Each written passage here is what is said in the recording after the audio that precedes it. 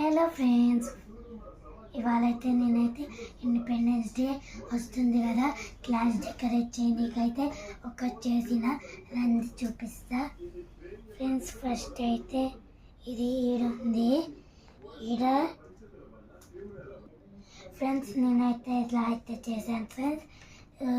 ఇప్పుడు ఈ రెండు దారాలు ఉన్నాయి కదా, ఒక దారాన్ని లాగుతా